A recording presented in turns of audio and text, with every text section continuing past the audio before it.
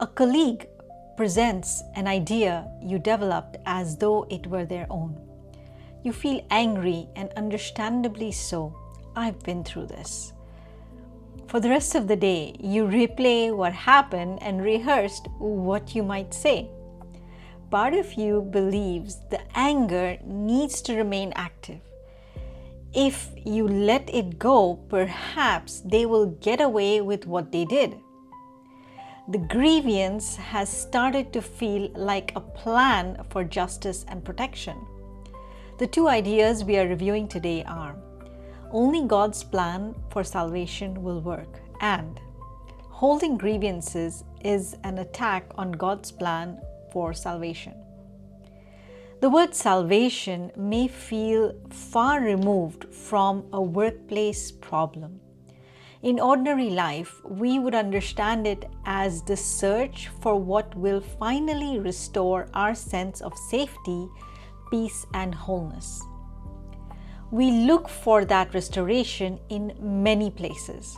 We think we will feel better once we are proven right, once someone receives consequences, or once we regain control of the situation. Sometimes we use the grievance itself as the solution. We keep returning to what happened because staying angry seems to prove that it mattered. The replay may also feel protective, as though remembering the injury will prevent it from happening again. Yet, what is the grievance actually producing? It may keep the body activated and keep every future interaction with that person feel threatening. Meanwhile, the practical issue remains unresolved. This is why the Course says that only God's plan will work. In these lessons, forgiveness is how that plan enters the way we see.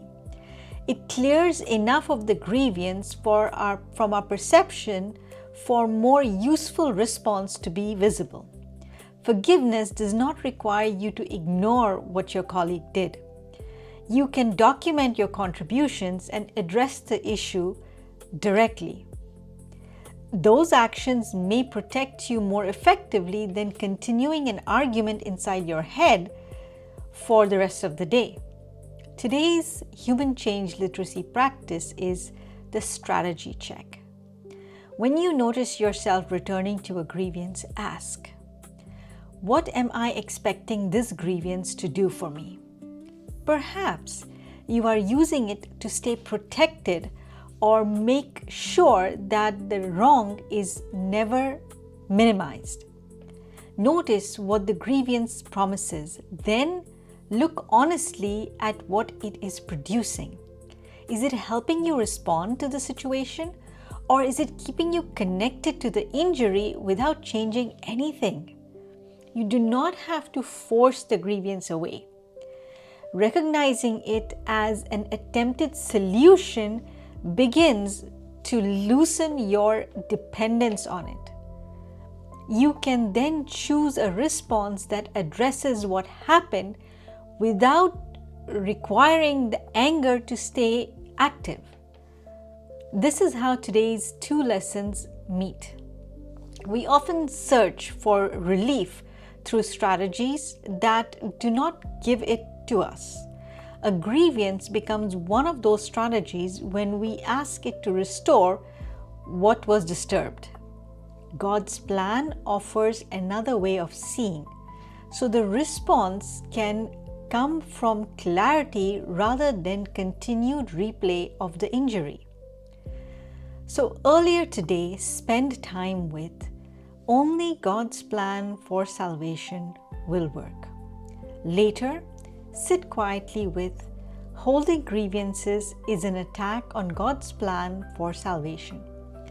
Then, when you notice a grievance returning, ask, what am I expecting this grievance to do for me? Compare what it promises with what it is actually creating.